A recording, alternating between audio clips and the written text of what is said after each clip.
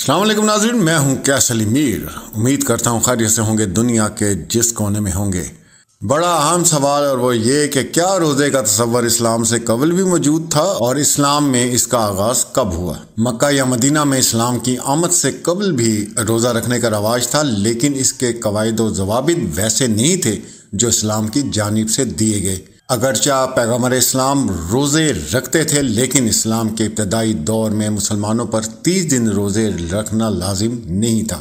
روزے اسلام میں سن 2 ہجری یعنی پیغمبر اسلام کی مکہ سے مدینہ ہجرت کے دوسرے سال فرض قرار دیے گئے، جس کے بعد سے پوری دنیا میں مسلمان روزہ رکھتے آ رہے ہیں۔ مسلمانوں کے علاوہ روزے کی طرح پورا دن فاقہ کرنے کا مذہبی عمل یہودیوں اور دیگر کئی مذہبی گروہوں میں بھی پایا جاتا ہے، لیکن روزہ اسلام کے 5 بنیادی ارکان میں سے ایک ہے اور باقی 4 بالترتیب، جیسا کہ آپ لوگ جانتے ہیں، توحید، نماز، زکوٰۃ اور حج ہیں۔ اب سوال یہ ہے کہ روزہ کب اور کیسے اسلام کا بنیادی رکن بنا؟ جس سال روزے فرض کیے گئے اس سے 2 سال قبل یعنی سن 622 عیسوی میں پیغمبر اسلام نے صحابہ کے ساتھ مکہ سے مدینہ ہجرت کی تھی اور ہجرت کے برس سے اسلامی سال کی گنتی شروع ہوئی۔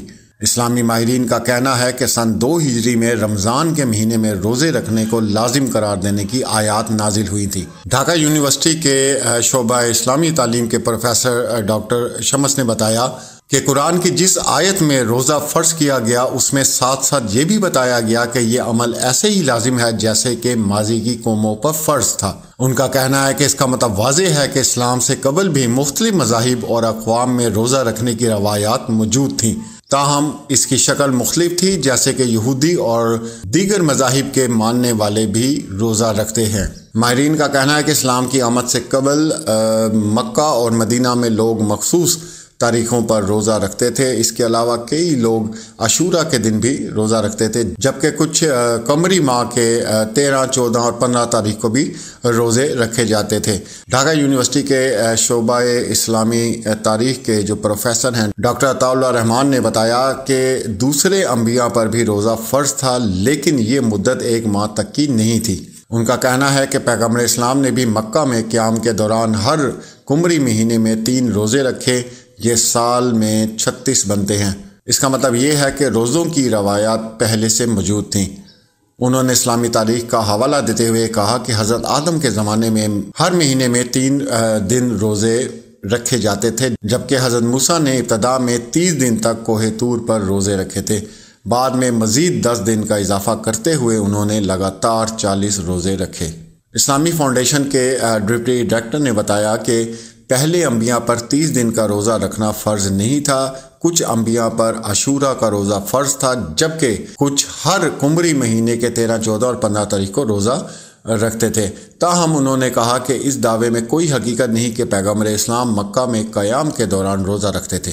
مدینہ کی طرف ہجرت کے بعد جب پیغمبر اسلام نے دیکھا کہ مدینہ والے عاشورہ یعنی محرم کی 10 تاریخ کو روزہ رکھتے ہیں تو آپ نے پوچھا کہ تم روزہ کیوں رکھتے ہو؟ ان لوگوں کا جواب تھا کہ اس دن خدا نے حضرت موسیٰ کو فرعون کے چنگل سے آزاد کیا، اس لیے ہم روزہ رکھتے ہیں۔ حضرت موسیٰ کے زمانے میں بھی عاشورہ کا روزہ رکھا جاتا تھا، لیکن 30 دن کے روزے صرف پیغمبر اسلام کے دور میں ہی فرض کیے گئے۔ پروفیسر صاحب نے مزید بتایا کہ پیغمبر اسلام قمری مہینے کے 13، 14 اور 15 تاریخ کو بطور نفل روزہ رکھتے تھے۔ پیغمبر اسلام نے یہ روزے نفل کے طور پر رکھے تھے، یعنی اپنی مرضی سے۔ دوسرے ہجری سال سے پہلے فرض کے طور پر کوئی بھی روزہ نہیں رکھا تھا۔ 2 سن ہجری 624 عیسوی میں قرآن کی آیت کے ذریعے مسلمانوں پر روزے فرض کیے گئے۔ ماہرین کا کہنا ہے کہ روزہ کسی خاص واقعے یا حالات کی وجہ سے فرض نہیں کیا گیا، بلکہ اسے مذہب کے بنیادی رکن کے طور پر نافذ کیا گیا۔ اسلام کی آمد کے بعد جب تک پیغمبر اسلام مکہ میں رہے، وہی میں عقیدے، ایمان، توحید جیسے موضوعات کو اہمیت دی گئی، جبکہ ہجرت کے بعد مدینے میں نازل ہونے والی صورتوں میں مذہب کے قواعد بتائے گئے اور روزہ ان میں سے ایک تھا۔ اسلامک فاؤنڈیشن کے ڈپٹی ڈائریکٹر ڈاکٹر محمد ابو صالح پٹواری کا کہنا ہے کہ ابتدائی دنوں میں روزے کو قابل برداشت بنایا گیا تھا۔ اگر کوئی شخص تمام فرض روزے نہیں رکھ پاتا تو وہ اس کا کفارہ ادا کر سکتا تھا، یعنی ہر ترک کیے جانے والے روزے کے بدلے وہ غریب اور مستحق افراد کو ایک خاص رقم یا خوراک دے سکتا تھا۔ ان کے مطابق کچھ دن ایسا چلتا رہا، لیکن اس کے بعد رمضان المبارک کے روزے سب پر فرض کر دیے گئے۔ تو یہ ایک مختصر تاریخ ہے روزے کی جو میں نے آپ کے ساتھ شیئر کی۔